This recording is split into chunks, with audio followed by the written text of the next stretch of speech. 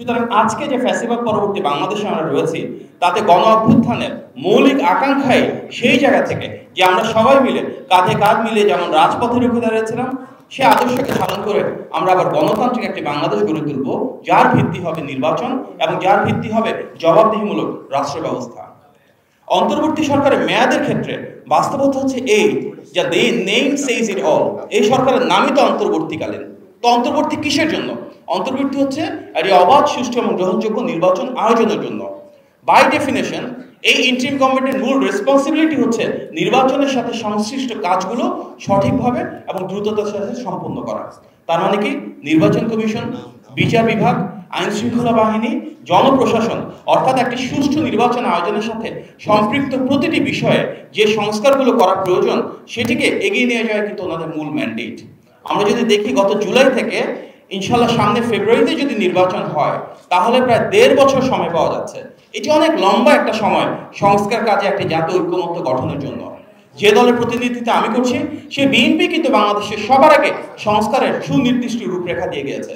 সেই 2016 সালে ভিশন 2030, 2022 সালে 27 দফা এবং 2023 সালে আমাদের নেতা জনাব তারেক রহমান প্রণীত 31 দফা, এই প্রত্যেকটাই কিন্তু আজকে সংস্কার আলোচনার মৌলিক ভিত্তি। প্রধানমন্ত্রীর টার্ম কয়বার হবে, দ্বিকক্ষ বিশিষ্ট সংসদ হবে কিনা, উচ্চকক্ষের গঠনশৈলী কি হবে, প্রধানমন্ত্রীর সাথে সংসদের ক্ষমতার ভারসাম্য কি হবে, কিভাবে আমরা রাষ্ট্রীয় প্রতিষ্ঠানগুলোকে পাবলিক ভেটিং এর মাধ্যমে আমরা শক্তিশালী করব, কিভাবে আমরা নির্বাচন কমিশন এবং অন্যান্য সাংবিধানিক প্রতিষ্ঠানে নিয়োগ করব, এই প্রত্যেকটা আলোচনা 31 দফাতেই রয়েছে। অনেকে হয়তো জানেন না যে 6টা সংস্কার কমিশন অন্তর্বর্তী সরকার প্রাথমিকভাবে করেছিল, সেই 6টা কিন্তু হুবহু আমাদের 31 দফায় প্রস্তাবিত নামের আলোকেই করা হয়েছে। সুতরাং আজকের বাংলাদেশের প্রতিটি গণতান্ত্রিক রাজনৈতিক দল যারা গণ অভ্যুত্থানে গুম, খুন, হামলা মামলার শিকার হয়ে, ব্যাপক মানবাধিকার লঙ্ঘনের শিকার হয়ে রাজপথে ছিল, আমাদের সবার আকাঙ্ক্ষা সেই বাংলাদেশ গড়ে তোলা, যেখানে জনগণের কাছে আমরা তাদের লুণ্ঠিত ক্ষমতা এবং রাষ্ট্রীয় মালিকানা ফেরত দিব। এই ক্ষেত্রে আমাদের হয়তো সংস্কারের ক্ষেত্রে কারো কারো ভিন্ন অবস্থান থাকবে, এবং এই ভিন্ন অবস্থান, এই যে বৈচিত্র্য, সেটাই তো গণতন্ত্রের সৌন্দর্য। আমাদের ভিন্ন মত, ভিন্ন পথ, ভিন্ন আদর্শ থাকবে, তবে সবার আগে বাংলাদেশের স্বার্থ, সার্বভৌমত্ব এবং জনগণের ক্ষমতায়নের ক্ষেত্রে আমরা সবাই এক। সে ঐক্যকে ধারণ করেই আমাদের যে মেথোডোলজিক্যাল ডিফারেন্স রয়েছে, সেটাকে সামনে রেখে আমরা আমাদের গণ অভ্যুত্থানের যে মূল্যবোধ, সেটাকে বাস্তবায়ন করবো ইনশাআল্লাহ।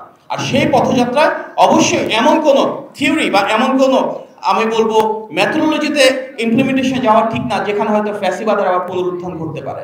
এমন কোনো পরীক্ষা নিরীক্ষা যাওয়া উচিত না যেটা ব্রিটিশ যে পার্লামেন্টারি ডেমোক্রেসি আমরা করছি, সেটিতে বিশ্বের কোথাও নাই। অন্য সব দেশে যেগুলো ইতিমধ্যে পরীক্ষা নিরীক্ষায় প্রমাণিত হয়েছে, ভ্যালিডেট এবং ট্রাস্টেড সিস্টেম, সেগুলোকে সামনে রেখেই আমরা ইনশাল্লাহ এই বাংলাদেশকে নতুনভাবে বিনির্মাণ করব। রাষ্ট্র পরিচালনা কোনো পরীক্ষা নিরীক্ষার জায়গা না। রাষ্ট্র পরিচালনা যেগুলো ভ্যালিডেটেড, যেগুলো অ্যাক্টুয়েট, যেগুলো বিশ্বের বিভিন্ন দেশে বেস্ট প্র্যাকটিস হিসেবে রয়েছে, সেটিকে সামনে রেখে কনটেক্সচুয়াল এবং লোকাল অ্যাপ্লিকেশনের মাধ্যমে বাংলাদেশকে আমরা সামনের দিকে এগিয়ে নিয়ে যাবো ইনশাল্লাহ। আপনার সবাইকে ধন্যবাদ। আসসালামু আলাইকুম।